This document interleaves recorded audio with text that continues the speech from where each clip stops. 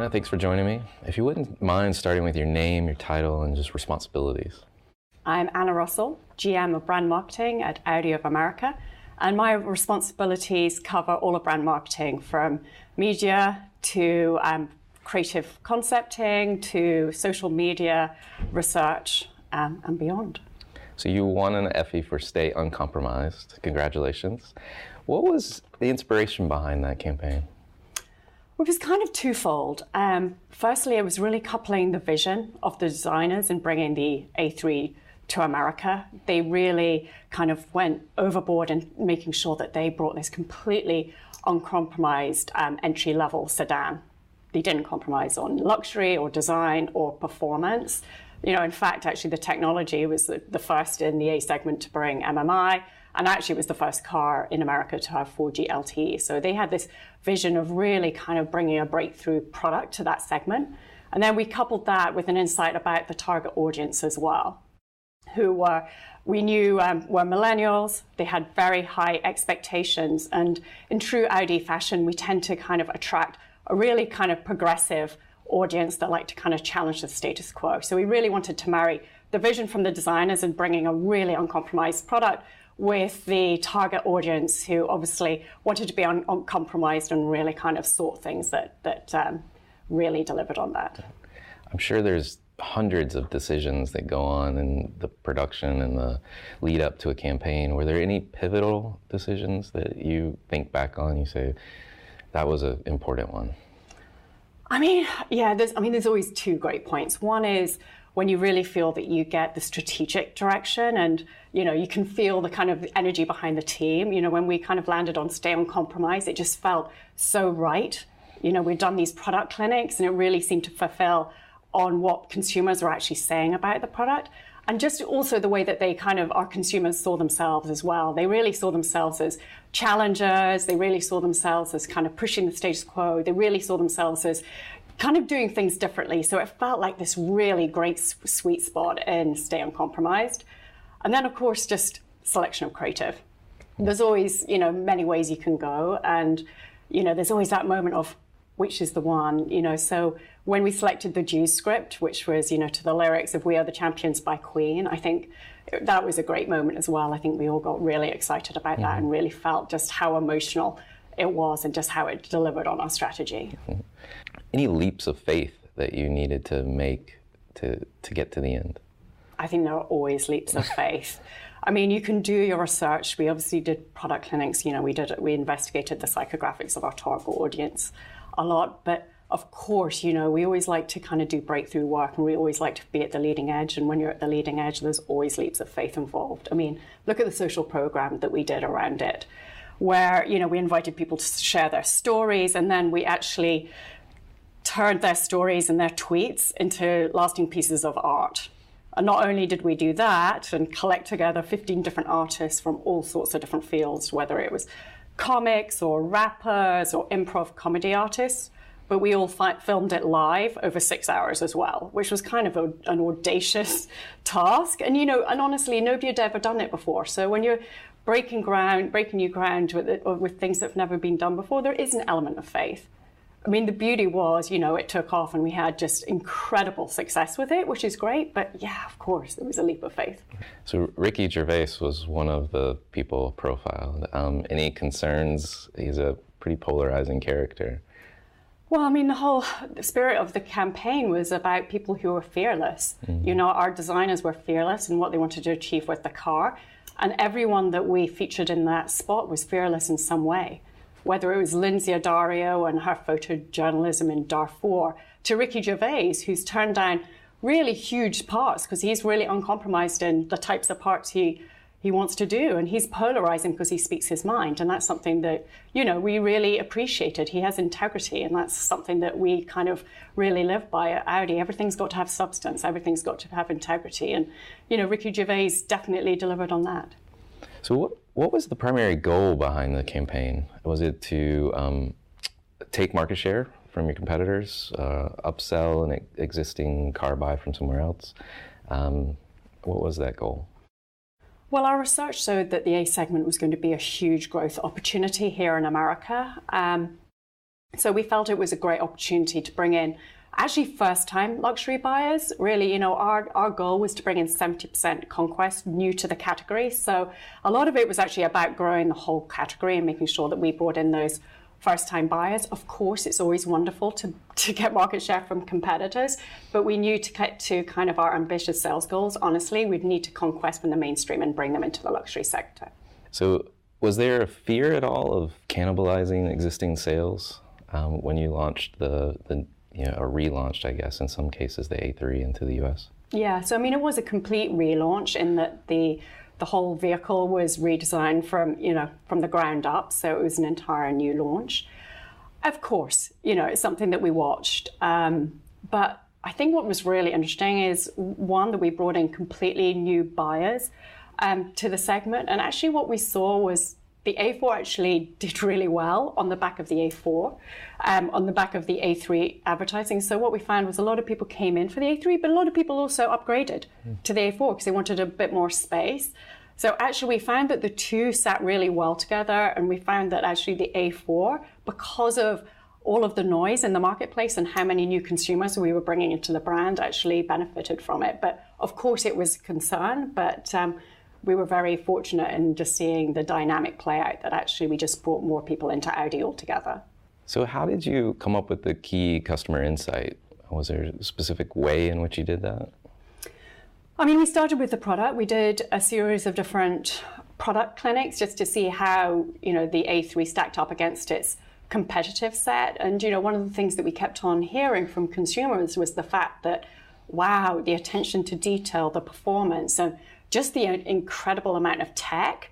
They couldn't believe that we were bringing this in an entry-level vehicle, that every bit was through and through, and they were like, wow, you haven't compromised anything. So this word of compromise kept on coming up, whether that was how the designers talked about how they put the car together, to even how consumers talked about the product. And one of the things that we know about Audi is people see this great affinity between them and the Audi brand, in terms of, there's this kind of sense of humor, a slight sense of irreverence, but actually underpinned by kind of great performance. So, when people were using the wording of uncompromised, they also kind of were reflecting their own approach to life as well. So we felt there was this really great sweet spot there. So talking to customers, were there any other ways in which you were doing research or really trying to understand what motivations were? Yeah, I mean, we undertake a series of different studies, whether that's syndicated studies or kind of custom research. So this was such a big product launch, obviously we did quite a series of consumer insight work to really understand the psychographics and the mindset of the audience, and to make sure that we really genuinely kind of connected with something that was meaningful for them, so that we could kind of bring, obviously, market the product in the most appealing way. Because at the end of the day, our goal was to drive demand and make sure that people came into the dealerships, and kind of wanted to make sure, obviously, that the A3 was seen as hot. And, I always say our products are so amazing. We just want to make sure that we can get people so that once they drive an Audi, they never look back. Our goal is to drive enough people into the dealership so that they can actually experience the amazing nature of our cars. So honing in on the customer language seemed to be one of the most important pieces, and maybe even made it into the campaign around staying compromised. This notion, despite all of the data and psychographics that you had, I'm just wondering, did you think about that as you were developing the campaign? I'm just curious. I mean, it was something that really came through when we looked at the product, the consumer clinics, and the fact that that was how they were kind of describing the car. And that was almost the thing that was kind of the biggest moment of surprise, that you could get this entry level that was uncompromised. And even the way they talked about, the people that they respected in business, this whole movement from a CEO just being in a suit to, Mark Zuckerberg or Jack Dorsey or, Blake from Tom's, there was this whole kind of movement of kind of millennial leaders kind of really kind of shaking things up and being very uncompromising about the way they did business and being very, very true to their vision. And that was definitely something that came through when we were talking to consumers, and asking them about the role models they see in their lives. So they felt like there was this really good match between who they wanted to be, who they aspired to be, and also what they were looking for in the product that we were bringing. So I want to pick up on one other thing you said earlier in the conversation around getting this idea and then taking it to market and all the various aspects of the campaign. How did you make those decisions? TV versus how you're going to promote the campaign, potentially digital. I'm just wondering what was behind those decisions. How did you plan the campaign, if you will? Well, we work with our partners. MediaCom obviously do all of our media planning, and Venables Bell & Partners is our lead creative agency. So really, we kind of gather together and clearly look at all of the data, which is what is the best possible way to meet our consumer in the most relevant way. So, and that's multiple touch points. As we know, people are watching TV on dual screens, so making sure that we had really smart digital programs that complemented what we were buying on television. Clearly, social is huge for this demographic. And we really wanted to tap into the fact that this demographic loves to create, loves to share their stories, so putting them front and center and really making them the heroes of the stories and bringing their stories to life. So really, we really kind of were helping them kind of capitalize on those memories and kind of drive it forward that way. So you had a team behind you, I'm sure. How did the team play a role in the success of the campaign? Oh, the team is everything. It's like I always think advertising or marketing is the ultimate team sport. It takes so many people, and as I was saying earlier, you always know that, when you get the core idea and you can see it sparking different ideas, you can see how energized people do and how they can bring it to life in their field, whether it's digital or social or PR or content. All of the team kind of took it and really kind of made the campaign their own, because, one size doesn't fit all. What we did on Twitter doesn't necessarily work on Instagram, doesn't necessarily work here. So, it was great just to see the team really kind of galvanize behind it. Even our dealers, every single one of our dealers held a launch night, Uncompromised event. That was 279 simultaneous launch night events, which was pretty incredible, honestly, to pull off. So, yeah, it was without doubt a massive team play. It's quite the coordination, Yes. the coordination. So winning an Effie is about marketing effectiveness. How would you define what marketing effectiveness is? Well, yeah, there's the measurable stuff and then there's the anecdotal stuff. Right. So, at Audi, we measure it against awareness, opinion, and consideration, obviously sales. We obviously also track where our conquests are coming from, what audiences we're bringing into the brand, and we set parameters of what we want to achieve and obviously measure ourselves against those. But then there's also the kind of unspoken or the anecdotal, which is, did the organization galvanize behind it? Did the dealer network get excited? Because at the end of the day, the dealers are everything. They're the ones who kind of have the relationship with the consumer. They're the ones who sell the product. And it's really important for us to make sure that we have a campaign that our dealers are really enthused about. So that's another kind of, silent KPI. And just also how the industry reacts as well. Something else. And consumer comments and social, of course. So switching gears a little bit, talking about yourself, you've reached a level of success in your career. What fuels you? I love a great idea. I love a great, when you have that breakthrough moment where you think there's just a great cultural insight, where you can sit there and go, wow, this work is going to have cut through, it's provocative, it's progressive. You really feel that it's kind of a little bit kind of defining of its times. That's just a great moment. And then obviously the beauty of marketing is, you work hard, you get a strategy, and then, you see the fruits of your labor because you see it going out into the world, and then you can see how consumers respond to it. And obviously at the end of the day, we really want to move consumers. You want to have you want your work to have an emotional connection with them that actually kind of is meaningful and kind of at the end of the day drives them to action. So you must follow some brands or at least acknowledge them in the marketplace. Are there any that you follow or track you think are interesting or you just love?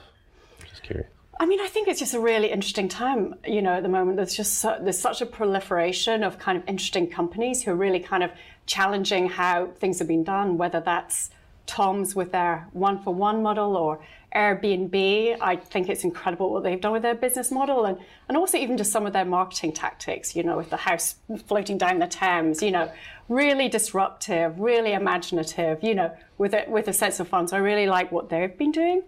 Burberry's pretty impressive, honestly, in what they've done with the digital space and really kind of bringing almost the Burberry feeling that you get in store and that tactility to online. So I think that's been really impressive. And then, of course, there's what you're jealous of. I mean, I have to say, I love the Run Like a Girl campaign by Leo Burnett, which I think was just absolutely kind of breakthrough and really kind of resonated. So, yeah, you always see work, you think, wow, that's good.